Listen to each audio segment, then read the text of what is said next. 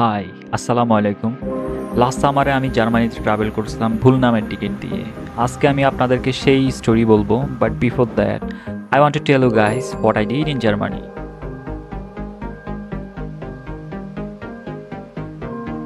আমার ফ্লাইট ছিল একদম ভোরেই, সেজন্য আমি খুব সকালেই বাসা থেকে বের হই এয়ারপোর্টের উদ্দেশ্যে।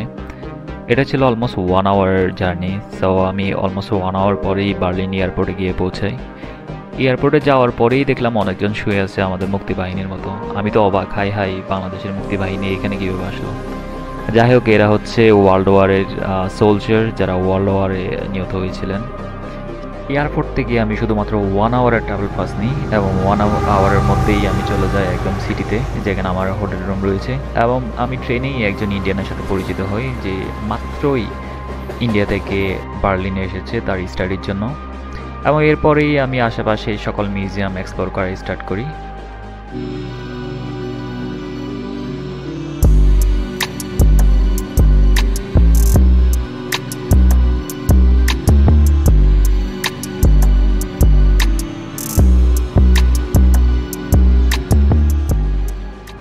এই হলো বার্লিনের সেই বিখ্যাত মিউজিয়াম আইল্যান্ড, যেখানে অনেক বড় বড় বিল্ডিং আছে এবং এগুলো কিন্তু অনেক অনেক পুরাতন। এগুলোর বয়স কিন্তু মোর দেন 100 ইয়ার্স, এবং এগুলো কিন্তু ওয়ার্ল্ড ওয়ার 1 এবং ওয়ার্ল্ড ওয়ার 2 সার্ভাইভ করছে।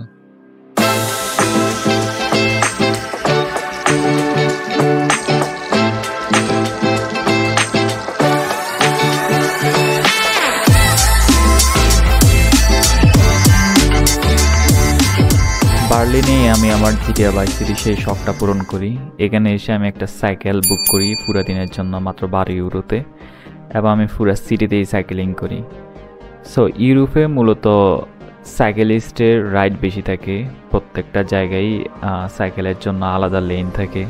সো আপনি ইজিলি আপনি এখানে সাইকেলিং করতে পারবেন, এবং এখানে কিন্তু অনেক বেশি উৎসাহিত করে থাকে সাইকেলিং করার জন্য। যদিও এখানে রেন্টে কার পাওয়া যায়, বাট আমার ড্রাইভিং লাইসেন্স না থাকায় আমি অনলি সাইকেলই বুক করি।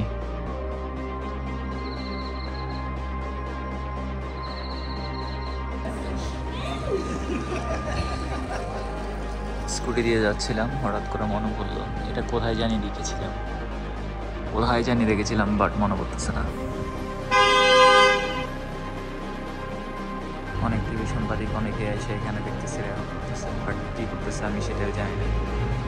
বাট একটা মহিলা মনে হচ্ছে চিল্লে করতেছে অনেক।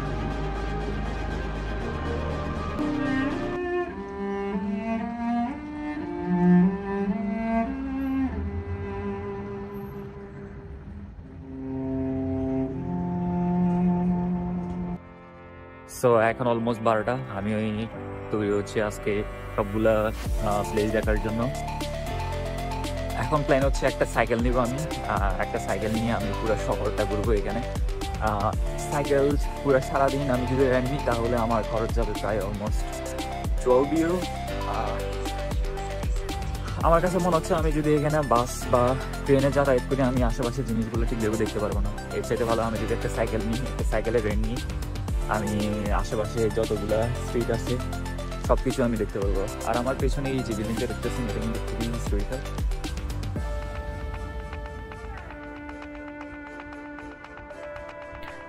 এই যে গ্রুপ দেখতেছেন, এরাই কিন্তু দল বেঁধে একটা অর্গানাইজেশন থেকে সাইকেল হায়ার করে এখানে ঘুরতে আসছে সবগুলা প্লেস দেখার জন্য।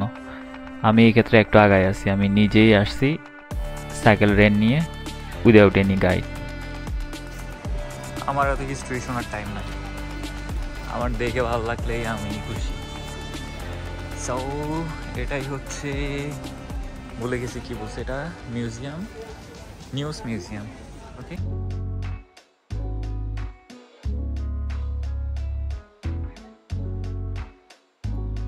বার্লিনে আসলে এই একটা জায়গাতেই সবগুলো মিউজিয়াম। তো আমার আর তেমন একটা ঘোরাঘুরি করা লাগতেছে না। সো যারা বার্লিনে এসে মিউজিয়াম দেখার জন্য আসবে তাদের জন্য খুব ভালো একটা অপরচুনিটি এটা। সে এক জায়গাতেই সবগুলো মিউজিয়াম আপনি দেখতে পারবেন, আপনাকে তেমন একটা ট্রান্সপোর্টেশনের জন্য আপনাকে তেমন একটা হ্যাসেল নিতে হবে না। লাইক এটা একটা মিউজিয়ামের একটা আইল্যান্ড, জিনিসটা আমার কাছে অসাধারণ লাগছে আসলে। ভিতরেই মিউজিয়ামের ভিতরে আসলে কি আছে আমি এখন এটা জানি না, দেখতে পারতেছি না। দেখি আমি হয়তো একটা মিউজিয়াম ভিজিট করব। এখানে মিউজিয়ামে ঢোকার জন্য অনেক মানুষের লাইন। আমি জানি না আসলে এটা ফ্রি কিনা এন্ট্রান্স ফ্রি কিনা। যদি এন্ট্রান্স ফ্রি হয় I will try.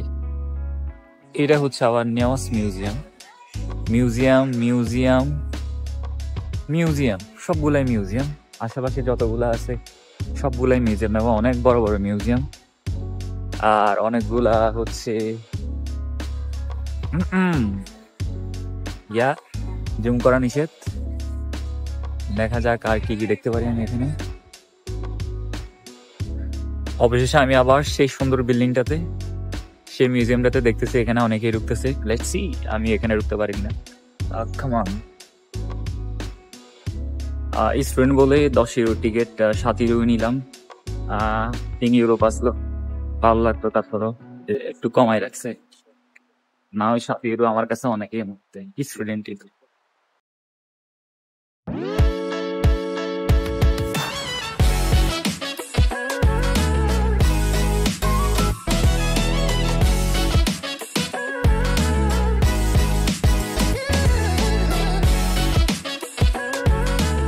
Wait wait, আমি ভাবছিলাম এটা একটা মিউজিয়াম, বাট এখানে দেখি অনেকগুলো কবরও আছে।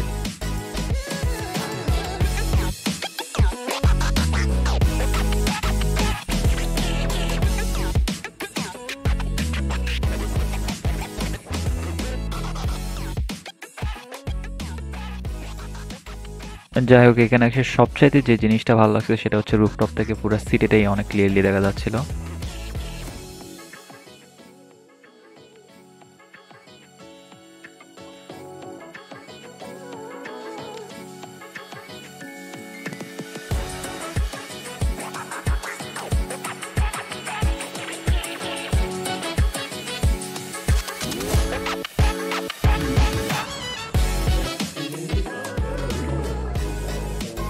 রাজার কবরস্থান, রাজা মরে গেছে, রাজার বউ কান্না করতেছে।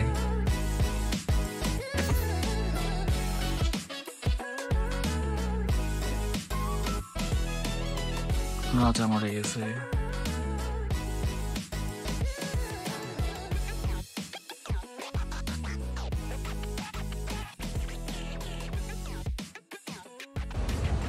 মনে হচ্ছে 7 ইউরো অযথায় জলাঞ্জলি দিলাম।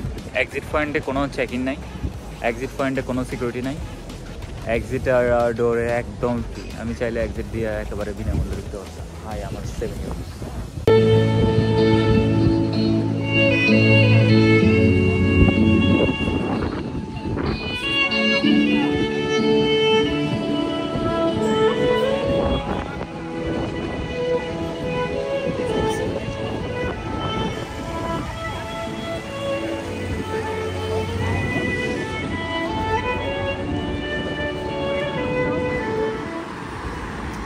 মামুদের এলাকা। আমি খুবই শঙ্কিত মামুদের এই গাড়িটা কিভাবে বের হবে, কারণ চারপাশেই ব্লক, কিন্তু এই গাড়িটা এখানে পার্ক করা। এটা কিন্তু খুবই সেন্সিটিভ এরিয়া।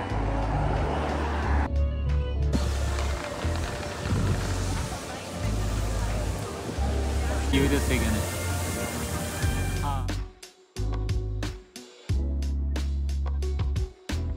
জুলিয়ান অ্যাসান্সকে নিয়ে এখানে অনেক বড় একটা সমাবেশ হচ্ছে।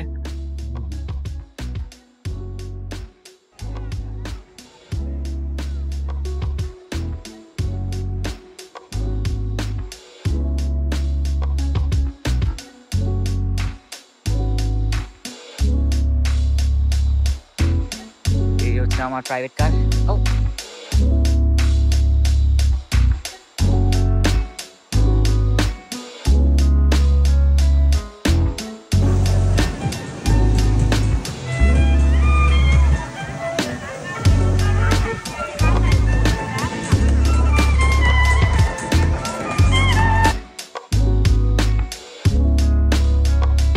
বার্লিনের আশেপাশে 10 কিলোমিটারের মধ্যে দেখা গেছে সবগুলা ট্যুরিস্ট স্পট।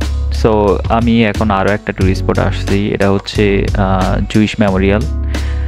মূলত হিটলার জুইশদেরকে যেভাবে মারছিল দ্বিতীয় বিশ্বযুদ্ধের সময়, সেই স্মৃতির স্মরণে এখানে এই মেমোরিয়ালটা।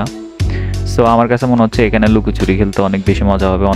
অনেকগুলো বড় বড় ব্লক, এখানে মানুষ অনেক সহজেই লুকাই থাকতে পারবে। দেখতে দেখতে আমি আরও একটা খুব সুন্দর একটা প্লেসে চলে আসছি, যেটা হচ্ছে জার্মান লেজিসলেটিভ গভর্নমেন্ট বিল্ডিংয়ের পাশেই। এখানে লেকের পাশেই অনেক সুন্দর একটা সাইকেলের লেন আছে। খুব ভালোভাবে এখানে জিটিএ বাই সিটি ফিল নেওয়া যায়।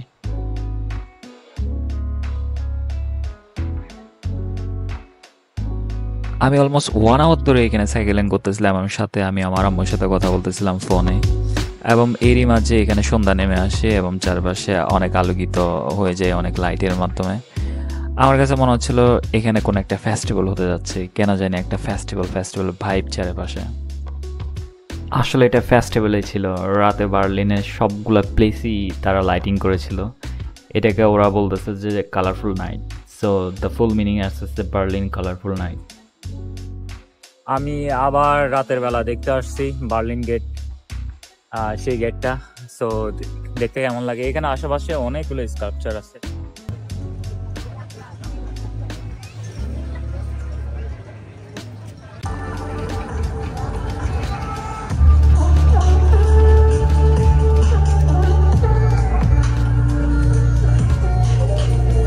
ইন্ডিয়ান একটা ভাইব পাচ্ছি সং এর মধ্যে।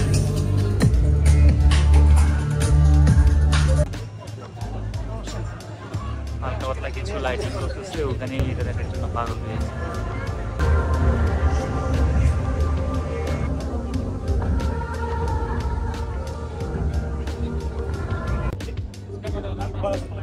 এটা হচ্ছে সেই বিখ্যাত এমটি লাইব্রেরি যেখানে জুইসদেরকে আগুনে পুড়িয়ে মেরেছিল হিটলারের নাৎসি বাহিনী।